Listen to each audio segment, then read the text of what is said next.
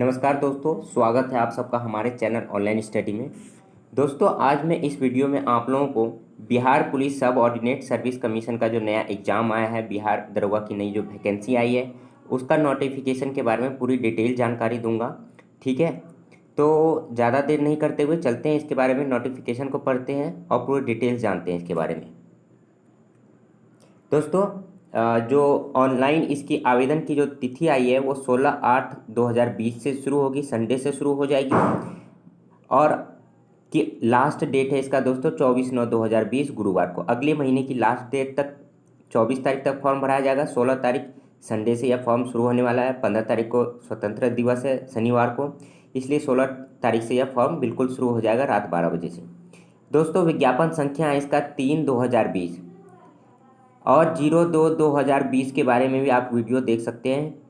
उसमें जो है अलग पद दिए गए हैं, फॉरेस्ट रेंजर का पद दिया गया है। और 03/2020 में जो है दरोगा के नए पद दिए गए हैं। आइए देखते हैं कौन कौन से पद हैं इसमें। दोस्तों, इसमें पुलिस सब इंस्पेक्टर का पद है जो लेवल 6 का ग्रेड पे है और इसमें 35,400 से लेकर 1,12,400 रुपये तक की इसकी तनख्वाह है। इसमें 1998 सीटें, तो आप लोगों के लिए बहुत ही अच्छा मौका है। सब मिलकर के फॉर्म भरें, ग्रेजुएशन लेवल पर है। और दूसरा पद है इसमें दोस्तों सार्जेंट का पद है। सार्जेंट के पद का भी जो है वो भी लेवल 6 वेतनमान का है और इसका जो तनख्वाह है वो 35,400 से लेकर 1,12,400 रुपये तक का है और इसमें 2 सीटें। तो इस जो वैकेंसी नंबर 3/2020 है दोस्तों, इसमें 2 तरह के पद दिए गए हैं। एक तो पुलिस सब इंस्पेक्टर और दूसरा सार्जेंट का पद दिया गया है। ठीक है, तो बहुत ही इंपॉर्टेंट है। 1998 पद है और 215 पद है, तो आप लोग के लिए बहुत ही सुनहरा गोल्डन चांस है। इस लॉकडाउन में पढ़ाई भी करें और ये करें, तैयारी भी कर लें। दोस्तों, इसमें सारी जानकारियाँ दी जा रही है। किसी भी अभ्यर्थी द्वारा जो है मात्र एक ही फॉर्म भराया जा सकता है। अगर आपका फॉर्म गलत भरा गया तो उसके बारे में भी मैं आप लोगों को बताऊंगा। ठीक है, और फॉर्म को कैसे भरना है इसका भी मैं एक वीडियो जारी करूंगा। चलिए आइए देखते हैं दोस्तों, इस बारे में पूर्ण जानकारी देखते हैं। पुलिस सब इंस्पेक्टर जो 1998 पद के लिए है टोटल, के पद पर नियुक्ति एवं चयन के लिए जो है क्या क्या प्रक्रिया है वो देखते हैं। ठीक है, अब इसमें देखिए लिखित प्रतियोगिता परीक्षा ली जाएगी। आयोग द्वारा सभी विद्यार्थियों के लिए संयुक्त लिखित प्रतियोगिता परीक्षा आयोजित की जाएगी, यानी कि पुलिस सब इंस्पेक्टर के लिए और सार्जेंट के लिए एक ही लिखित परीक्षा होगी, कोई अलग अलग परीक्षा नहीं होगी।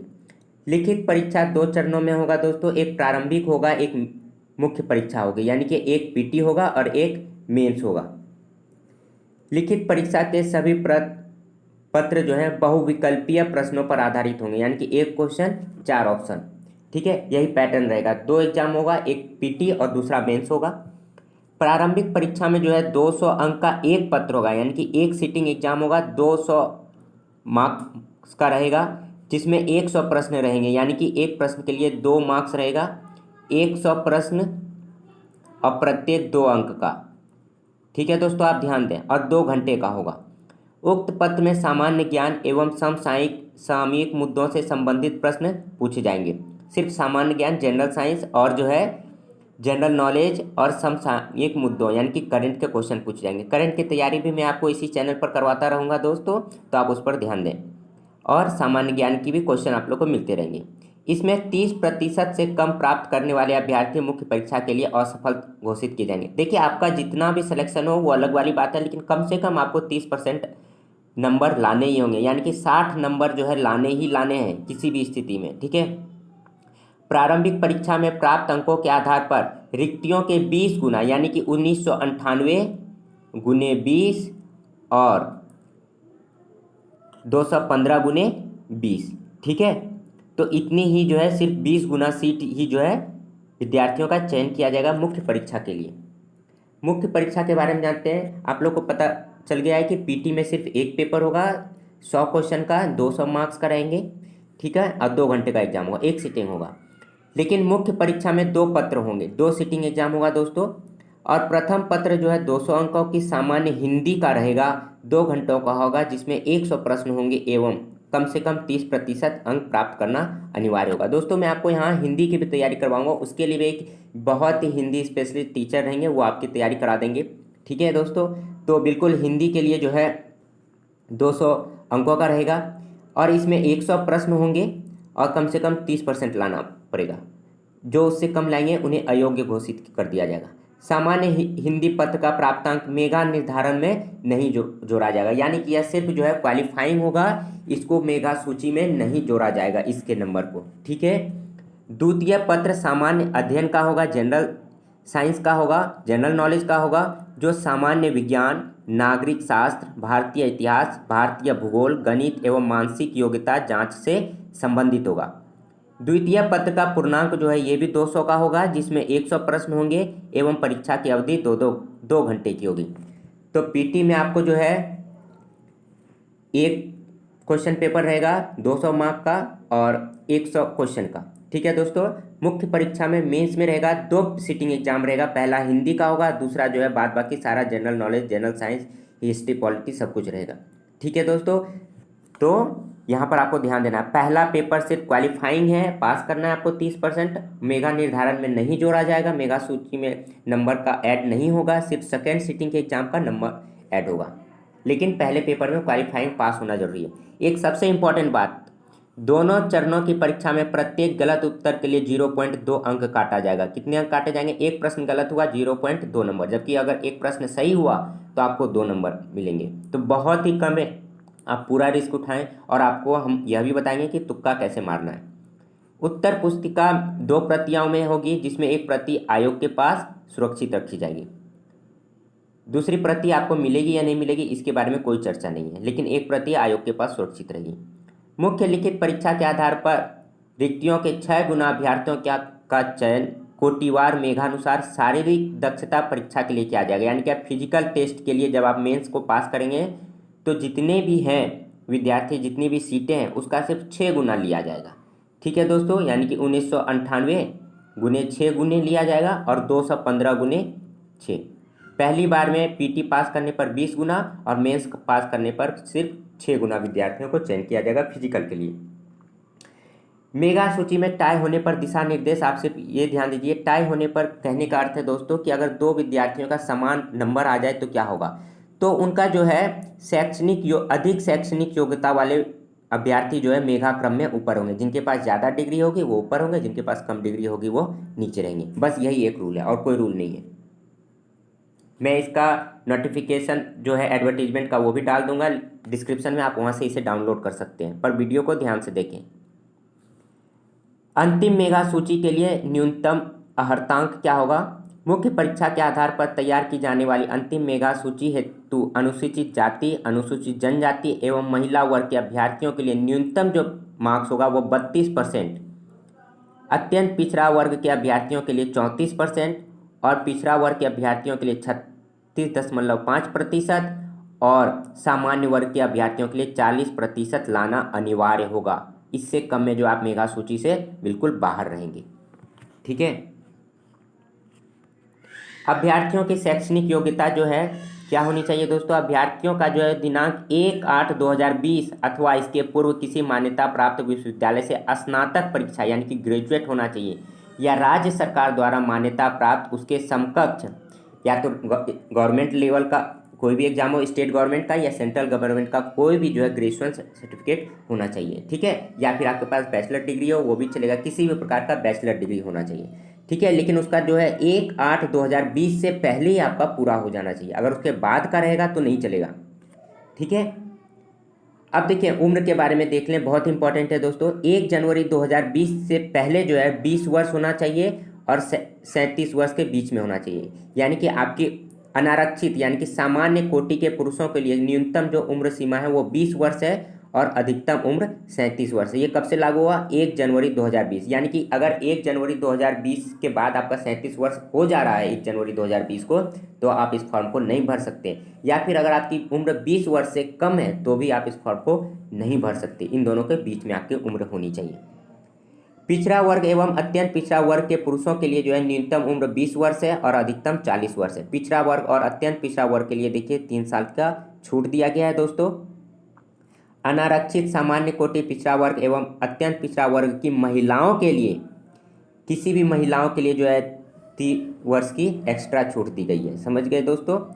चाहे वो किसी भी कोटि के रहें, सामान्य रहे, पिछड़ा वर्ग रहे या अत्यंत पिछड़ा वर्ग रहे, महिलाओं के लिए 20 से 40 वर्ष के लिए। तो महिलाओं के लिए बहुत ही अच्छी अपॉर्चुनिटी है, गोल्डन चांस है दोस्तों।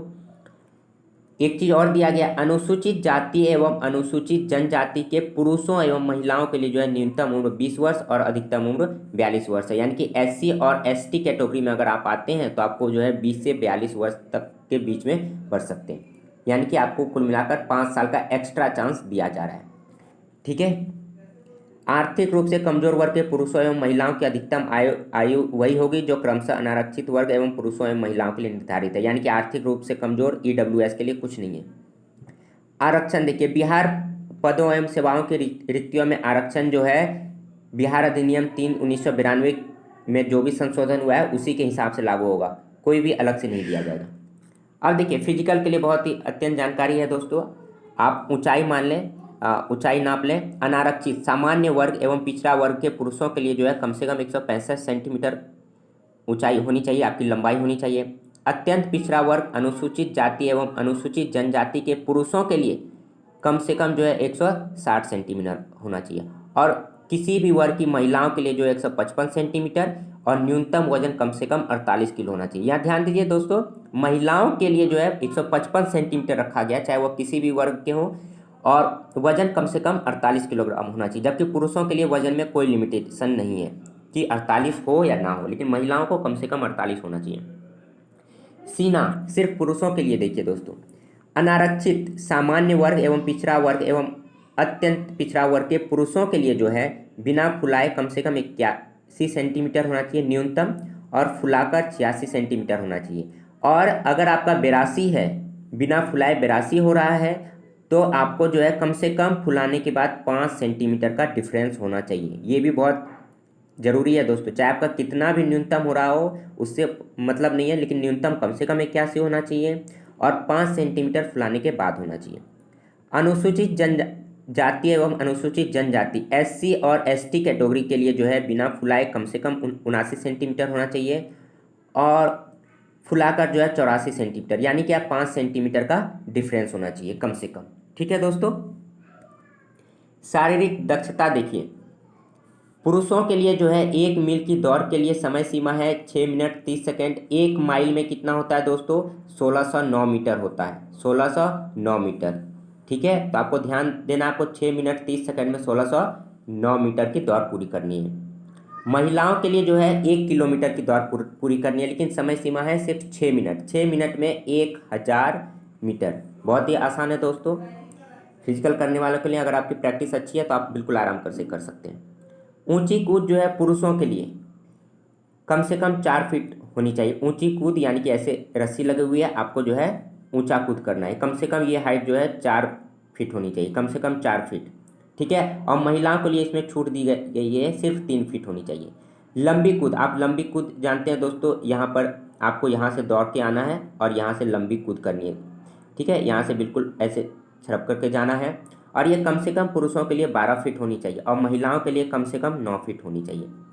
ऊंची कूद पुरुषों के लिए 4 फीट, महिलाओं के लिए 3 फीट। लंबी कूद पुरुषों के लिए 12 फीट और महिलाओं के लिए 9 फीट। गोला फेंक, गोला फेंक कम से कम पुरुषों के लिए 16 पाउंड का गोला जो है फेंकना पड़ेगा 16 फीट तक। 16 पाउंड का गोला 16 फीट तक कम से कम फेंकना पड़ेगा। ठीक है, और 1 पाउंड में होता है दोस्तों, 1 पाउंड में होता है 454 ग्राम। 454 ग्राम होता है दोस्तों 1 पाउंड में, यानी कि 16 पाउंड में हो जाएगा आपका 7 किलो 257 ग्राम। आप आराम से कर सकते हैं। 7 किलो 257 ग्राम फेंकना है पुरुषों को 16 फीट, और महिलाओं के लिए 12 पाउंड, यानी क्या 12 पाउंड का मतलब 5 किलो 443 ग्राम, यानी कि लगभग 5.5 किलो जो है महिलाओं को 10 फीट तक फेंकना है और पुरुषों को 7.5 किलो 7.25 किलो 16 फीट तक फेंकना पड़ेगा। अब देखिए इसमें जो है रिक्तियाँ जो है कितनी कितनी है वो भी जान लेते हैं। अनुसूचित जाति के लिए यानी कि SC कैटेगरी के लिए 333 पद हैं और महिलाओं के लिए 35% का आरक्षण दिया, यानी क्या 124 सीट महिलाओं के लिए। ST कैटेगरी अनुसूचित जनजाति के लिए पदों की संख्या 17 है और महिलाओं के लिए 6 सीटें हैं। अत्यंत पिछड़ा वर्ग के लिए है 387 पदों की संख्या, महिलाओं के लिए 147 रिजर्व है। पिछड़ा वर्ग के लिए है 280 पदों की संख्या और महिलाओं के लिए जो है 94 रिजर्व है। आर्थिक रूप से कमजोर वर्ग के लिए देखिए दोस्तों, EWS के लिए 199 पद हैं और महिलाओं के लिए जो है 59 पद रिजर्व है। पिछड़े वर्ग की महिलाओं के लिए 3% अलग से दिया गया स्पेशल 58 सीट हैं और अनारक्षित यानी कि जनरल कैटेगरी में 724 सीट दी गई है और उसमें भी महिलाओं के लिए आरक्षण है 253 सीट। यानी क्या 1998 पद में जो है 683 सीटें जो है महिलाओं के लिए आरक्षित है। तो महिला के लिए बहुत ही अच्छा चांस है दोस्तों। और हमारे चैनल को सब्सक्राइब कर लें अगर अभी तक आपने सब्सक्राइब नहीं किया है तो, ताकि और जानकारियाँ और टेस्ट सीरीज में चलाने वाला हूँ और आप लोगों के लिए पूरा एक बैच चलेगा दोस्तों। क्वेश्चन का रिवीजन होगा, एक टारगेट बैच है, ठीक है। तो आप लोग सब्सक्राइब कर लें, क्वेश्चन मिलते रहेंगे आप लोगों को। शैक्षणिक आरक्षण की व्यवस्था आपने देख ली है, 35% शैक्षणिक आरक्षण मिलेगा, ठीक है। 2% जो है स्वतंत्रता सेनानियों के पोता पोती नाता नातनी को जो है 2% आरक्षण की व्यवस्था की गई है, जिसमें कि 40 सीट हैं। आयु सीमा में छूट का प्रावधान भी दिया गया है, ठीक है। कुछ कुछ आप इसे डिटेल से पढ़ सकते हैं, वैसे वो ज़्यादा इंपॉर्टेंट नहीं है। अब देखते हैं परिचारी सार्जेंट के पद के लिए। सार्जेंट का पद बहुत इंपॉर्टेंट है, जिसके लिए 215 सीट है, ठीक है दोस्तों। ये भी वेतनमान 6 का है, इसमें भी कुछ खास नहीं दिया, सारी चीज़ें समान रहेंगी। इसके लिए देखें, परिचारी के लिए देख लीजिए, इसमें दौड़ वगैरह नहीं दिया गया है। आप यहाँ पर देख लें दौड़ वगैरह के लिए क्या दिया गया है, सारी चीज़ें देख लें। ऊंची कूद है 4 फीट 6 इंच की, आपको उधर 4 फीट है, यहाँ 4.5 फीट की ऊंची कूद करनी पड़ेगी। अब महिलाओं के लिए 3 फीट है। लंबी कूद जो है 15 फीट है और न्यूनतम जो है 9 फीट है। 16 पाउंड का गोला आपको पुरुषों के लिए 20 फीट फेंकना है और महिलाओं के लिए 12 पाउंड का गोला 10 फीट फेंकना है। यानी कि महिलाओं के लिए कोई परिवर्तन नहीं है, सिर्फ पुरुषों में जो है परिवर्तन है, ठीक है। देखिए इसमें भी देख लीजिए आप, SC कैटेगरी के लिए 34 पद है, सार्जेंट के पद और 15 सीट जो है यानी कि 35% महिलाओं के लिए। अनुसूचित जाति यानी कि ST कैटेगरी के लिए जो है 2 सीटें हैं और महिला के लिए 1 सीट रिजर्व किया गया है। अत्यंत पिछड़ा वर्ग के लिए 39 सीट है और महिलाओं के लिए सिर्फ 15 सीट। पिछड़ा वर्ग के लिए 26 सीट, पुरुषों टोटल सीट है 26, जिसमें महिलाओं के लिए जो है 9 सीट रिजर्व है। आर्थिक रूप से कमजोर के लिए 21 सीट और 6 सीट महिलाओं के लिए रिजर्व है सार्जेंट पद के लिए, ठीक है। और 7 सीटें महिलाओं के लिए, पिछड़े वर्ग की महिलाओं के लिए जो रिजर्व है और 86 जो है जनरल कैटेगरी के और 30 जो है महिलाओं के लिए रिजर्व है। तो कुल जो है 215 सीटें हैं और उसमें 76 जो है महिलाओं के लिए रिजर्व है सार्जेंट के पद के लिए। इसमें कुछ व्यवस्था दी गई है सेम, 4 पद जो हैं स्वतंत्रता सेनानियों के लिए हैं और 35% महिलाओं के लिए है। आयु सीमा में जो है कुछ छूट दिया गया। भूतपूर्व सैनिकों की आयु सीमा में 3 वर्ष दिया गया है, छूट दिया गया दोस्तों, ठीक है। अब देख लेते हैं ऑनलाइन आवेदन पत्र के लिए क्या क्या करना पड़ेगा। ऑनलाइन का ये वेबसाइट है www.bpssc.b.nic.in पर जाएं और वहाँ पर जो है शुरू कर दें। 16/8/2020 से जो है रविवार से ऑनलाइन आवेदन पत्र भरने की प्रक्रिया प्रारंभ की जाएगी। आवेदन पत्र की अंतिम तिथि होगी 24/9/2020, ठीक है दोस्तों। और ये साइट है, आप लिंक पर जा कर के देख सकते हैं। ऑनलाइन आवेदन पत्र भरने की पद्धति में आवेदन पत्र के मूल्य को ऑनलाइन भुगतान के माध्यम से प्राप्त किया जा सकेगा, ठीक है। और देख लेते हैं किसके लिए कितना लग रहा है। तो उसके लिए डिटेल्स में देखिए, आपको मैं आगे बता रहा हूँ। यहाँ पर भी आप देख सकते हैं किसी भी वर्ग के महिलाओं पुरुषों के लिए 700 रुपया है और सिर्फ SC ST कैटेगरी के लिए 400 रुपया है। चाहे वो पुरुष हो या महिला, उससे फ़र्क नहीं पड़ता। SC ST कैटेगरी के लिए 400 है, बाद बाकी किसी के लिए भी 700 रुपये है, चाहे वो महिला हो या पुरुष हो। अब देखिए फॉर्म भरने के दिशा निर्देश क्या दिए गए हैं। www.bpsscb.nic पर जाकर दिए गए आवेदन पत्र संबंधी लिंक पर क्लिक करेंगे, जिसके पश्चात आवेदन पत्र भरने की प्रक्रिया प्रारंभ की जा सकती है। ऑनलाइन आवेदन पत्र भरने की प्रक्रिया में सर्वप्रथम अभ्यर्थी का पंजीकरण रजिस्ट्रेशन किया जाता है। इस क्रम में अभ्यर्थियों से उनका मोबाइल नंबर एवं ईमेल ID लिया जाएगा आपको। अब देखिए क्या क्या चीज़ें हैं। ईमेल पते से संवाद करेगा जो पंजीकरण के दौरान प्रदान किया गया है। BPSSC गलत या अमान्य या डिस्कनेक्ट किया गया मोबाइल नंबर या ईमेल पता इनपुट के लिए जिम्मेदार नहीं है। इसलिए आप दोस्तों मोबाइल नंबर और ईमेल ID बिल्कुल सही भरें और वही ईमेल ID मोबाइल नंबर दें जो चालू है, ठीक है। पंजीकरण प्रपत्र के बारे में क्या दिया है, कृपया आवेदन फॉर्म खरीदने के लिए पंजीकरण करने से पहले निम्न जानकारी तैयार रखें। जब भी आपको फॉर्म भरना हो तो ये सारी जानकारी तैयार रखें। डायरेक्ट 10th SSC मैट्रिकुलेशन का प्रमाण पत्र के अनुसार होना चाहिए। मिस्टर मिस आदि जैसे उपसर्ग की अनुमति नहीं है। एक्स सर्विसमैन के लिए जो है PPO डिफेंस सर्विस डॉक्यूमेंट, उन्हें अपने डॉक्यूमेंट की सारी जानकारी देनी होगी। मिस्टर मिस श्रीमती इन सब का प्रयोग ना करें। ठीक है।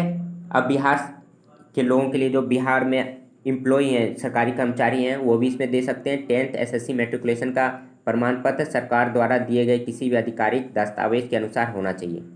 ठीक है। राष्ट्रीयता जो है, आवेदक अपनी राष्ट्रीयता को भारतीय रूप में भरेगा क्योंकि इस पद पर आवेदन करने के लिए भारत का नागरिक होना आवश्यक है। भारत से बाहर अगर आप हैं तो आप इसे फॉर्म को नहीं भर सकते हैं। मोबाइल नंबर आपको सही डालना है दोस्तों, ईमेल ID सही डालना है। और बिहार राज्य का डोमिसाइल हो जाए तो आप हाँ चुनेंगे और वहाँ पर अपना जो है डोमिसाइल सर्टिफिकेट भी दिखाना आपको अनिवार्य होगा। वर्ग, देखिए दोस्तों, आवेदक को अपने वर्ग का चयन करना पड़ेगा। जैसे अगर आप सामान्य हैं तो आपको सामान्य वर्ग चुनना पड़ेगा। EWS, EBC, BC, SC, ST जो भी कैटेगरी है आपको वो चुनना पड़ेगा। ठीक है। लिंग, पुरुष है या महिला है, आपको वो सारी चीज़ें लिखनी पड़ेगी। अगर आप बिहार सरकार के एम्प्लॉई हैं तो यस करें, अन्यथा नो करें। एक्स सर्विसमैन है तो यस करें, अन्यथा नो करें। जन्म तिथि देख लीजिए, यहाँ पर डिटेल से दिया गया है।